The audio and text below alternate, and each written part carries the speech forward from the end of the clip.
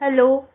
आप सभी का हमारे steno for all YouTube channel और हमारी वेबसाइट www.stenoforall.com पर स्वागत है। यहाँ हम बेसिक से एक्सपर्ट लेवल की डिक्टेशन उपलब्ध करा रहे हैं। आप सभी यूं एक एक शब्द को मिलाकर अपनी गलतियां निकालने में समय खराब या बर्बाद ना करें।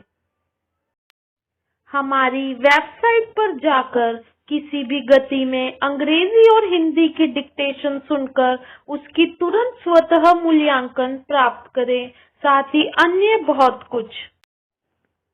सभी 140 शब्द प्रति मिनट की गति पर लिखने के लिए तैयार रहें। इन डिक्टेशनों को हमने संपादकीय से लिया है। यह हमारी चौथी डिक्टेशन है। सभी तैयार हैं? यहाँ तक कि 6000 रूसी महिलाएं बटालियन ऑफ डेथ का हिस्सा बनी, परंतु जैसे ही युद्ध समाप्ति की ओर बढ़ा, the restoration of pre war practice act 1919 ने महिलाओं पर दबाव बनाया कि वे अपने पद छोड़ दें, जिससे विश्व युद्ध से लौटे सैनिक पुनः अपना कार्यभार ग्रहण कर सकें, और ऐसा हुआ भी। वे महिलाएं जिन्होंने पुरुष के समक्ष ही अपने कर्तव्यों का निर्वहन किया, उन्हें सिर्फ इसीलिए कार्यबल से हटा दिया गया क्योंकि इस पर पुरुषों का अधिकार माना गया। द्वितीय विश्व युद्ध ने इतिहास पुनः दोहराया गया। इस दौरान 60 लाख महिलाओं ने तमाम ऐसी भूमिका निभाई जिन पर पुरुषों का वर्चस्व था, परंतु युद्ध समाप्ति के बाद सांस्कृतिक रूढ़िवादियों ने उन पर दबाव बनाया कि वे नौकरी छोड़ दें। यहाँ तक कि जिन महिलाओं ने ऐसा करने की अनिच्छा जाहिर की, उनको फूहड़ कहा गया। एक सदी बीत जाने के बाद भी अब रूढ़िगत मानसिकता की जकड़बंदी आज भी यथायथ कायम है। इस सोच का केंद्र बिंदु वर्चस्व के उस भाव से है जिसकी उत्पत्ति का स्रोत आर्थिक स्वावलंबन है। यह सर्वविदित सत्य है कि वित्तीय स्वतंत्रता एक ऐसी आवाज देती है जिसे परिवार, समुदाय और देशव्यापी रूप से सुना जाता है। सत्ता और प्रभाव के इस सुख को पुरुषात्मक व्यवस्था किसी भी स्थिति में बनाए रखना चाहती है। पुरुषात्मक व्यवस्था में बुद्धिजीवी वर्ग की उपस्थित महिलाओं को मानसिक रूप और भावनात्मक बल को न केवल क्षीण करती है, अपितु उन्हें यह विश्वास भी दिलाती है कि तथाकथित रूप से आर्थिक संसाधनों पर पुरुष का ही एकाधिकार सामाजिक संतुलन के लिए आवश्यक है। 1972 में लियोनेल टाइगल और रॉबिन फॉक्स ने अपनी किताब द इंपीरियल एनिमल में जैविक सिद्धांत की व्याख्या की और कहा कि लैंगिक श्रम विभाजन जैविक या वंशानुगत होता है। स्त्री पर पुरुष का आधिपत्य लैंगिक जैविक विशेषता है। दरअसल मानव सभ्यता को जन्म ना बताकर यथार्थ को तोड़ मरोड़ कर पेश करने की चेष्टा पहली बार नहीं की गई है। 1971 में चार्ल्स डार्विन ने भी कहा था कि स्त्रियां पुरुषों के मुकाबले जैविक रूप से कमजोर होती हैं। ये तमाम बातें किसी भी वैज्ञानिक शोध से आज तक सिद्ध नहीं हो सकी हैं। अलबत्ता विज्ञानियों ने दक्षिण अमेरिका के एंडीज पर्वतमाला में 9000 साल पुराने एक ऐसे स्थान का पता लगाया जहां महिला शिकारियों को दफनाया जाता था। इस खोज ने उन सभी दावे को एक सिरे से खारिज कर दिया जो महिलाओं की भूमिका को आदिम काल से ही परिवार और बच्चों की देखभाल तक सीमित कर रहे थे। यह अकाट्य सत्य है कि एक सामाजिक प्रक्रिया के बतौर श्रम के लैंगिक विभाजन के फलस्वरूप महिलाएं भी सामाजिक लिंग रचनाओं को अपने मन मस्तिष्क पर बिठा चुकी हैं, परंतु क्या यह सभ्यता के विकास की अधूरी और अमानवीय परिभाषा नहीं है?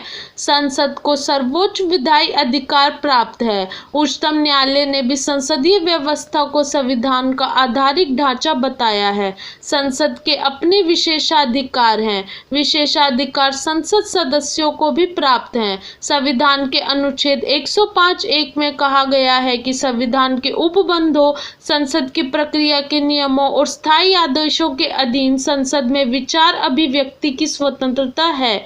आगे इसी अनुच्छेद के खंड 2 में उल्लिखित है, संसद या संसद की समिति में सांसद द्वारा कही गई किसी बात या मत के संबंध में उसके विरुद्ध न्यायालय में कोई कार्रवाई नहीं की जाएगी। संप्रति विपक्ष के कुछ सांसद विचार स्वातंत्र्य को शोर स्वातंत्र्य मानते हैं। वे हंगामे और व्यवधान को भी संसदीय कार्यवाही का अंग मानते हैं। राष्ट्रीय चुनौतियों और जनहित के मूलभूत प्रश्नों पर चर्चा नहीं होती। संविधान के अनुसार सरकार संसद में जवाबदेह है। सदन में संवाद की ही उपयोगिता है। इसी से सरकार की जवाबदेही सुनिश्चित होती है। लेकिन कुछ समय से सदन में बाधा डालने, नियमावली को तार-तार करने का चलन बढ़ा है। संसद का चालू मॉनसून सत्र भी कोई अपवाद नहीं। सदन और उसके सदस्यों को प्राप्त विशेषाधिकार सदन संचालन में सुविधा के लिए हैं, न कि आपराधिक कृत्यों को सुरक्षा कवच। केरल विधानसभा में हुए उपद्रव के मुकदमे में सर्वोच्च न्यायालय ने सही फैसला सुनाया है। केरल सरकार के मंत्री वी शिवनकुट्टी और 5 अन्य सदस्यों ने 13 मार्च 2015 को बजट में बाधा डाली। विपक्षी सदस्यों के रूप में वे विधानसभा कर्मियों से भिड़ गए थे। उन्होंने सभा की संपदा को क्षति पहुंचाई। इससे करीब 2.2 लाख रुपए का नुकसान हुआ। मुकदमा दर्ज हुआ। मौजूदा केरल सरकार ने उसे वापस लेने की अर्जी लगाई, जिसे सर्वोच्च न्यायालय ने खारिज कर दिया। कोर्ट ने विशेषाधिकार और सदन के भीतर हुए उपद्रवों को अलग अलग बताया है। कहा है कि विशेषाधिकार आपराधिक मामलों से छूट प्राप्त करने का रास्ता नहीं है। कोर्ट के फैसले में विशेषाधिकार का उल्लेख विचारणीय है। उड़ीसा हाई कोर्ट ने सुरेंद्र मोहंती बनाम नवकृष्ण मामले में कहा था, कोई भी न्यायालय विधानमंडल सदस्य के सदन में दिए भाषण के आधार पर कार्रवाई नहीं कर सकता। हालांकि यहाँ भाषण की नहीं बल्कि हिंसा की बात है। विशेषाधिकारों का उद्देश्य संसदीय स्वतंत्रता, प्राधिकार और गरिमा की रक्षा रहा है। न्यायालय सभा की कार्रवाई नहीं जांच सकते, लेकिन आपराधिक कार्यों के संरक्षण के उद्देश्य से अपराध कर्म को विशेषाधिकार नहीं माना जा सकता। महाराष्ट्र विधानसभा के एक सदस्य ने अपने माइक को लाउडस्पीकर से जोड़ने के लिए ऑपरेटर पर झलाक कर पेपरवेट फेंका। अध्यक्ष के माइक पर झपट्टा मारा। सदस्य को सभा से निष्कासित किया गया। उन्हें भारतीय दंड संहिता की धाराओं में दोषी पाया गया। सदन बाहुबल प्रदर्शन का स्थान नहीं है। यह संवाद का श्रेष्ठतम मंच है, लेकिन यहाँ का दलतंत्र ही सदन में बाधा डालने की योजना बनाता है।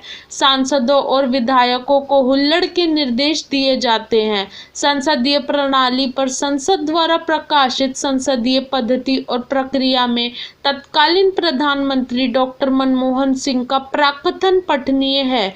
उन्होंने लिखा था, संसद में अनुशासनहीनता और अव्यवस्था से मर्यादा क्षीण होती है। नागरिकों में लोकतांत्रिक संस्थाओं के प्रति सम्मान भाव होना चाहिए। आवश्यक है कि संसद लोगों की नजरों में अपनी अधिकाधिक विश्वसनीयता बनाए रखने के लिए व्यवस्थित ढंग से काम करे। अभी संसद सत्र में योजनाबद्ध व्यवधानों से गतिरोध जारी है। तमाम माननीय पोस्टर प्ले कार्ड लाते हैं, हंगामा करते हैं, अध्यक्ष या सभापति की बात नहीं सुनते। हाल में एक माननीय के विरुद्ध कार्रवाई हो चुकी है। अध्यक्ष या सभापति का निर्णय अंतिम होता है, उसे चुनौती नहीं दी जा सकती। लेकिन निलंबन की निंदा भी हो गई। निलंबन अच्छा नहीं होता। पीठासीन अधिकारी इसे अंतिम विकल्प के रूप में इस्तेमाल करते हैं। प्रधानमंत्री राजीव गांधी के समय सरकार ने 63 सदस्यों का निलंबन कराया। तब कांग्रेस ने निलंबन की निंदा भी नहीं की थी। 2014 में भी 16 सांसदों का निलंबन हुआ था। आक्रामक व्यवधान के बीच संसद में व्यवस्था बनाना कठिन है। वेल में आना, मंत्रियों से कागज छीनना पराक्रम हो गया है। ऐसे कृत्य लोकतंत्र के विरुद्ध अपराध हैं। व्यवधानकर्ताओं को दंडित करने के लिए 2001 में लोकसभा की नियमावली में 376 के जोड़ा गया था। इसके अनुसार अध्यक्षीय आसन के सामने शोर करने वाले सदस्य अध्यक्ष द्वारा नाम लेते ही स्वतः निलंबित हो जाते हैं, मगर इसका उपयोग प्राय नहीं होता। संसदीय व्यवहार का पराभव खतरे की घंटी है।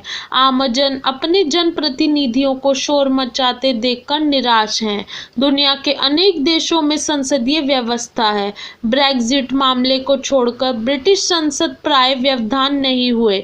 अमेरिकी कांग्रेस में व्यवधान नहीं होते। जापानी संसद डायट भी खूबसूरत ढंग से चलती है।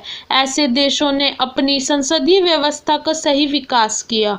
भारत की संविधान सभा की कार्यवाही 165 दिन चली थी। 17 सत्र हुए थे। बहस तीखी थी लेकिन व्यवधान नहीं थे।